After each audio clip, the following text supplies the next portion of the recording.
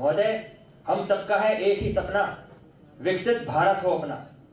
इस सपने को पूरा करने के लिए पहला कदम है एक राष्ट्र एक चुनाव। ये सिर्फ एक बिल नहीं, ये हमारे देश के लोकतंत्र को और मजबूत करने का एक जरिया है। भारत दुनिया का सबसे बड़ा लोकतंत्र है और हमारे देश का चुनावी तंत्र इसकी रीढ़ की हड्डी है। वर्तमान में हमारे देश में लोकसभा, विधानसभा के चुनाव अपने अपने समय पे होते हैं, जिसके लिए सरकारी खजाने पे काफी बोझ पड़ता है और जो अधिकारी हैं जिनका काम जनता की सेवा करना है, उनका मैक्सिमम टाइम सिर्फ चुनाव में निकल जाता है।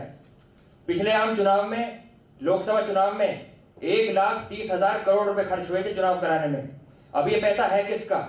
जनता का ही तो है। जो हम सरकार को टैक्स भरते हैं, इनकम टैक्स भरते हैं, उसी पैसे से चुनाव कराए जाते हैं। अब ये आपको और हमें देखना है कि हमें अपना पैसा सिर्फ चुनावों में लगाना है या देश की तरक्की में लगाना है, देश के स्वास्थ्य में, शिक्षा में, इंफ्रास्ट्रक्चर में लगाना है। लोकसभा चुनाव के 2 महीने बाद हरियाणा में चुनाव आ गए, फिर झारखंड में चुनाव आ गए, फिर दिल्ली में आ गए, कुछ समय बाद यूपी में आ जाएंगे, फिर वापस लोकसभा चुनाव आ जाएंगे। आप देखिए, हमारे देश में सर्दी गर्मी का मौसम बदलता है, लेकिन चुनाव का मौसम कभी नहीं बदलता। सर्दी गर्मी हो या बरसात, हर मौसम में चुनाव की बात। अब इस रवैये को बदलने के लिए एक राष्ट्र एक चुनाव बहुत जरूरी है। महोदय, अगर एक आंकड़ा लगाया जाए तो हमारे देश में इस बिल को लागू होने के बाद इतना पैसा बचेगा जितनी पाकिस्तान की पूरी जीडीपी है।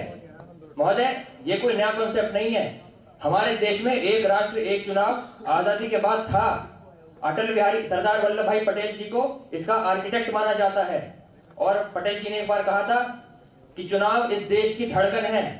अगर ये धड़कन तेज तेज होने लगे, समझ जाइए स्वास्थ्य खराब है।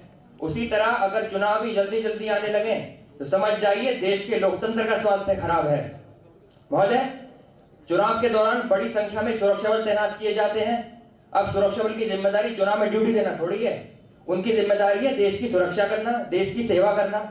इस बिल के लागू होने के बाद उन्हें अपनी जिम्मेदारियां संभालने का पूरा मौका मिलेगा और जो देश का मतदाता है वह भी एक बार वोट डालकर अपनी जिम्मेदारी और अपना कर्तव्य दोनों पूरे कर सकता है और इससे वोटिंग परसेंटेज भी बढ़ेगा। महोदय, कुछ लोग आरोप लगाते हैं कि इस बिल को लागू करने के लिए सरकार जो है संविधान पलट देगी, लेकिन संविधान तो खुद कहता है, संविधान का आर्टिकल 368 खुद कहता है कि पार्लियामेंट के पास पावर है संविधान को अमेंड करने की, बदलने की नहीं, अमेंड करने की। क्योंकि समय को देखते हुए, समय की परिस्थितियों को